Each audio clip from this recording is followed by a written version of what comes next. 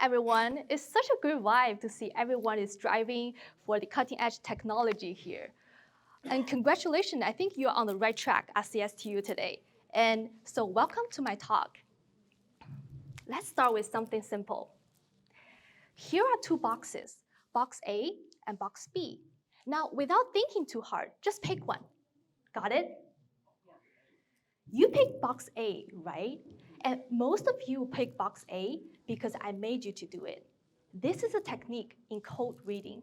Because when I was introducing two boxes, I used a slightly stronger tone towards box A. And also when I said, quickly pick one, I subtly pointed it again. So here's something interesting, that most of the time, little things can steer our choices. And our decisions are not as simple as we think. After years, we have heard a saying, a great product sells itself, but that only works when there's a lot of demand than the supply.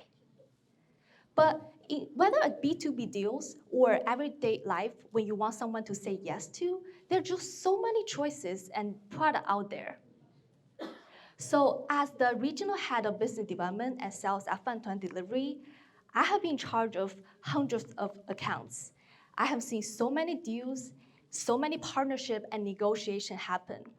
What I have realized is that even though the product features are definitely important, the real reason people say yes comes down to my sales philosophy, which is intention is greater than timing, which is greater than attitude, and which is greater than the actual wording. Let's break it down for a bit. Is your intention good? Are you there truly to help, to solve problems for people? Or are you just trying to make a sale? Sales happen everywhere. Whether it's a B2B sale, or you are pitching yourself in a job interview, or you're on a date, or you're just trying to get your idea heard. Since you are pushing, most of the time you don't know what you did or said is right or wrong. However, here's this thing. If your intention is genuine to help, to give, I guarantee you, you are at least already halfway there. Because people will push down someone who has the genuine heart saying, I'm the one who is trying to help you to succeed. Your intention pretty much shaped the final outcome. Even with the same action, different intention will lead to different results. Only a good intention can build trust. Then comes a timing. It's not always the most experienced or the most eloquent salesperson who get a deal. It is the ones who master timing, who sense and see the right moment. The right moment is when someone gives you an opening, when they're most excited, when they show their desperation and show most need. At that time, your main point, your selling point, your offer has to come out immediately and confidently. And that's one reason people will say yes about. That time, what you say actually matters less than when you say it. And do not wait. Most of the time, when that perfect moment comes, people get scared or unsure because you're thinking, well, maybe the client, they will say it first. That's how you miss the chance. After that perfect moment gone, it will be hard for you to bring it up again. Now, if you really want to get that big yes, take real thoughts and efforts on the timing.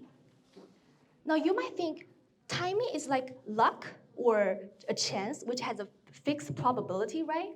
How to deal with that? Well, luck favors those who keep showing up. Increase your surface area, create more interaction, create more touch point. The more real interaction you have, the more likely you'll get that perfect moment to get a deal move forward. Then comes attitude. The way you show up, the vibe, the feeling. Think about it. A lot of deals don't happen in a formal meeting. You and your client may grab a lunch first, or you may go golf, or it happens maybe in a 2-day ski trip. And only after the dinner on the last day, someone say, all right, let's figure out how this could work. And then you say, here's what we can offer. That's your offer. And then they say, here's what we can offer.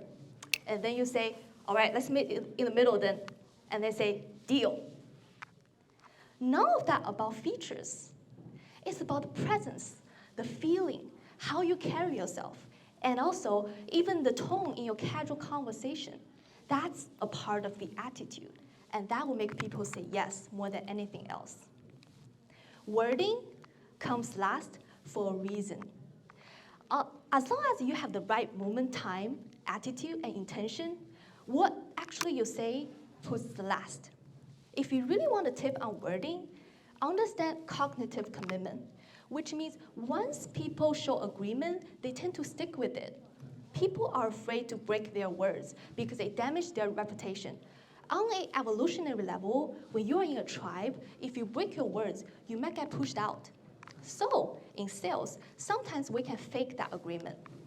When you're doing follow-up, instead of saying, so do you want it?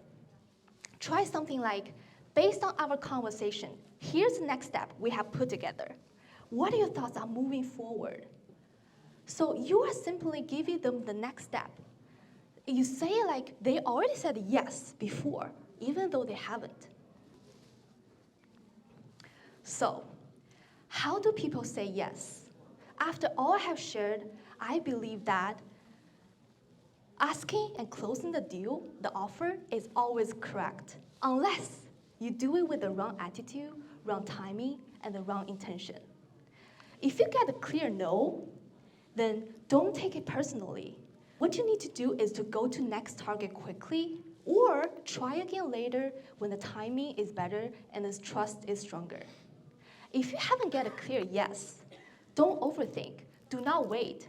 Push it harder and double down with a good intention until you get a clear yes.